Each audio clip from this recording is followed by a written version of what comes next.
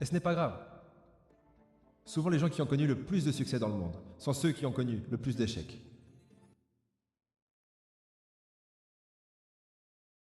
Quand vous avez l'impression que des gens ont arrêté de compter sur vous, n'arrêtez jamais de compter sur vous-même. Absolument chacun d'entre vous a quelque chose pour lequel il est doué. Absolument chacun d'entre vous a quelque chose à offrir. Et vous avez une responsabilité envers vous-même, de découvrir quelle est cette chose. Mon père a abandonné ma famille lorsque j'avais seulement 2 ans.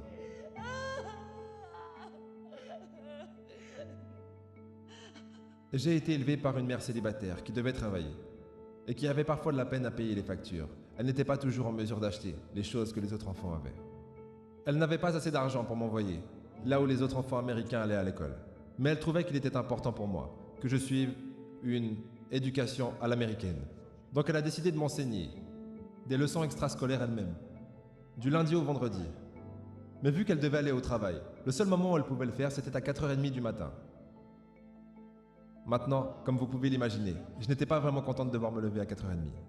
Très souvent, je finissais par m'endormir sur la table de la cuisine. Mais à chaque fois que je me plaignais, ma mère me jetait un de ses regards et me disait « Ce n'est pas une partie de plaisir pour moi non plus, mon petit gars. » Il y avait des moments où je souffrais de ne pas avoir de père dans ma vie. Il y avait des moments où je me sentais seul et j'avais l'impression de ne pas m'intégrer. Donc je n'ai pas toujours été aussi concentré que j'aurais dû l'être à l'école. J'ai fait des choses dont je ne suis pas fier et j'ai été dans plus d'embrouilles que ce que j'aurais dû. Ma vie aurait pu très facilement tourner au cauchemar. Mais j'ai eu de la chance. J'ai eu beaucoup de deuxième chance. J'ai pu aller à l'université, faire une école de droit et suivre mes rêves. Ma femme, la première dame, Michelle Obama, elle a une histoire similaire. Aucun de ses 2 parents n'a été à l'université et ils n'avaient pas beaucoup d'argent. Mais ils ont travaillé dur et elle a travaillé dur pour s'assurer qu'elle puisse aller dans les meilleures écoles de ce pays. Certains d'entre vous n'ont peut-être pas ces avantages. Peut-être que vous n'avez pas des adultes dans votre vie qui vous donnent le soutien dont vous avez besoin. Peut-être que quelqu'un dans votre famille a perdu son travail et que vous manquez d'argent. Peut-être que vous vivez dans un quartier où vous ne vous sentez pas en sécurité. Où vous avez des amis qui vous poussent à faire des choses que vous savez ne pas être bien. Mais au final, il n'y a aucune excuse pour ne pas essayer. L'endroit où vous vous trouvez actuellement ne détermine pas où est-ce que vous finirez. Personne n'a écrit votre destin à votre place. Et peu importe ce que vous avez choisi de faire, je vous demande de vous y engager. J'aimerais que vous travailliez à fond là-dessus. Je sais que des fois, les médias peuvent vous donner la sensation que vous pouvez devenir riche et plein de succès sans travailler dur. Que votre ticket vers le succès sera le rap, ou le basket, ou devenir une star de télé-réalité. Mais il y a beaucoup de chances pour que vous ne deveniez rien de tout ça. La vérité, c'est que d'avoir du succès, c'est dur. Et vous ne réussirez pas dans tout ce que vous entreprendrez la première fois que vous essayerez. Et ce n'est pas grave. Souvent, les gens qui ont connu le plus de succès dans le monde sont ceux qui ont connu le plus d'échecs. J.K. Rowling, qui a écrit Harry Potter. Son premier livre, Harry Potter, a été rejeté 12 fois avant qu'il ne soit finalement publié. Michael Jordan a été rejeté de son équipe de basketball au lycée.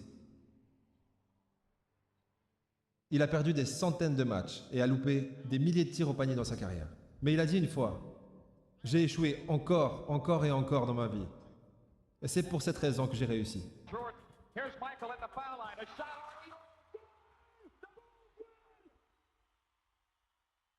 Ces gens ont réussi parce qu'ils ont compris que vous ne pouvez pas laisser vos échecs vous définir. Vous devez laisser vos échecs vous apprendre quelque chose. Vous devez les laisser vous montrer ce que vous allez devoir faire différemment la prochaine fois.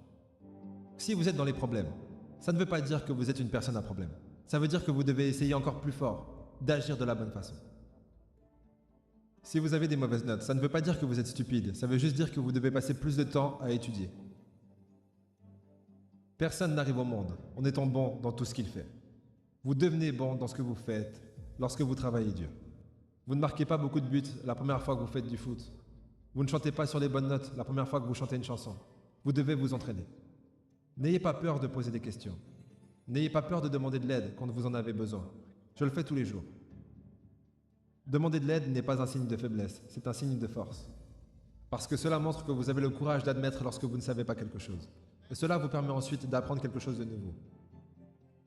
Donc trouvez un adulte à qui vous pouvez faire confiance. Un parent, un grand-parent, un prof, un coach ou un consultant. Et demandez-leur de vous aider à rester sur le bon chemin pour atteindre vos objectifs. Je m'attends à de bonnes choses pour chacun d'entre vous. Alors ne nous décevez pas. Ne décevez pas votre famille, ne décevez pas votre pays, mais plus important encore, ne vous décevez pas vous-même.